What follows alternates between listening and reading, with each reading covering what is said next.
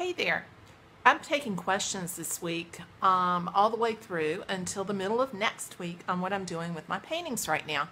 And one of the questions that I got yesterday was about the colors that I use to mix the blues of the sky.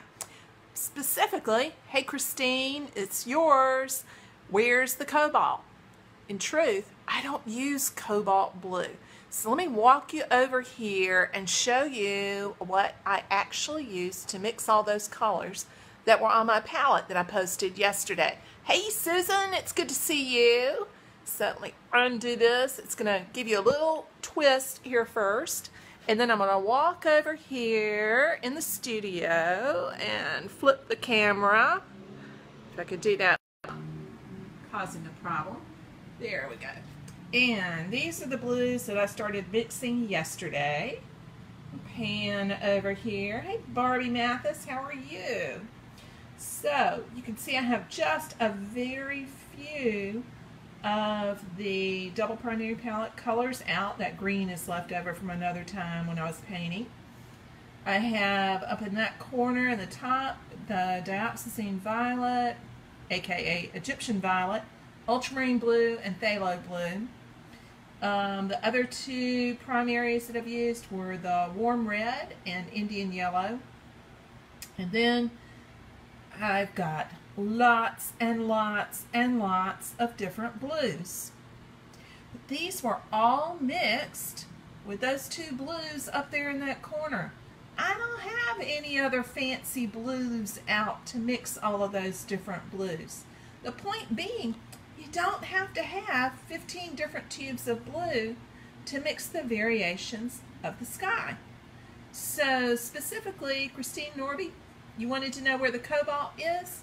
It is down here where the only tube of cobalt is that I have. I've had that for about 10 years, certainly 8 years. I don't use it real often. Cobalt is not good for you, so I don't really use it very often. I try to stay away from things like that. So instead, I concentrate on what I can mix with those basic double primary blues. And you can mix almost any blue from ultramarine and phthalo. So up here in this upper left-hand corner is a mixture of about half and half phthalo and ultramarine with white.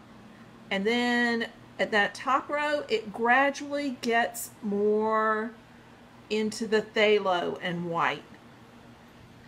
Then in that next row down, those are colors for clouds that still have a lot of ultramarine blue in them, but it's been dulled a little bit with a little bit of that warm red. So that red that you saw over there was what went into that to alter it and dull the blue down. And it made it go slightly dull purple. Then these over here have even more ultramarine in it and less of the red, but still not pure ultramarine. They've got a little tiny bit of that red in there. The blues down at the bottom are ultramarine and Italian terra verde. I was painting the ocean, so I needed some colors that were going to look like the dark deep blue-greens that you have on the ocean when there are clouds overhead, but not getting too intensely blue. Then there were some gorgeous clouds that I was painting with warm highlights on them, so you can see where I've got some more of that warm red and white in there, a little toned down over there, with some Indian yellow thrown in because I can't paint without Indian yellow. So that's how I mix my blues. It's almost all, is entirely all here, with ultramarine blue and phthalo blue. You can get a full variety from periwinkle to cerulean to a light turquoise, all with just those two colors.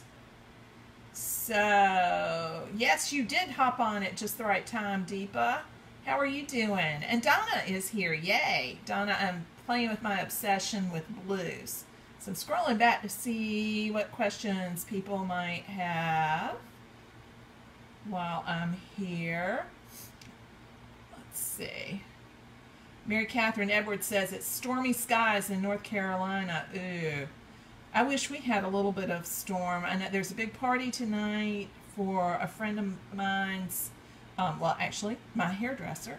A friend of mine is getting married tomorrow, so they're having a rehearsal party outside tonight. So I don't want it to rain tonight, but we need some this weekend really badly. The yard is crunchy. Hey, Stephanie. She says, love those light blue violets, one of my favorites. I love those too. They get really yummy. These over here are some of my favorites. I love using those for cloud colors. And I know I saw another question come in. I love those blues too, Delene. Marilyn, you want to see it again? Yeah, you can see it again. The recording will be right here on my page. You can look at it again. And somebody asked about the yellow. Yeah, it is wonderful, Susan. It's that Indian yellow. You know how much I love that. The warm red, that one is the Fanchon red. There you go. It is a Williamsburg equivalent for cadmium red, because I hardly ever use the cadmium anymore at all too. So it's just a warm red. You can use naphthol red. It'll do the same thing. So just one more quick pass over those blues. And think about looking at the sky and taking in all of the different blues that there are, instead of just going with the initial blue that you see and painting the whole thing that way. Mary Catherine, it is Williamsburg, and you're right. Indian yellow is very different from brand to brand, and the one that I use all the time is Williamsburg. Susan says heading to, I'm going to mispronounce this, Navarre Beach next week, so the blues will be great to work with for the ocean. Ooh, yeah, they will. Go for it. Enjoy your vacation. Hey, Lorraine, it's good to see you. So I'm going to flip the camera back and see if I can do that without making y'all sick as I spin around. My studio is a hot mess right now. Yes, it is, Donna, exactly like making all of those greens for the landscape. You want to get as many as you can. Okay, I'm holding this semi as I switch it back. Oop, got the finger in there. So take care, everybody. Thank you for joining me this afternoon. Go out there, take a look at the sky, and see if you can take in how many blues you see from the top to the bottom and the left to the right. There are a pile of them. Give it a count and drop them into the comments here below. See how many you can pick out.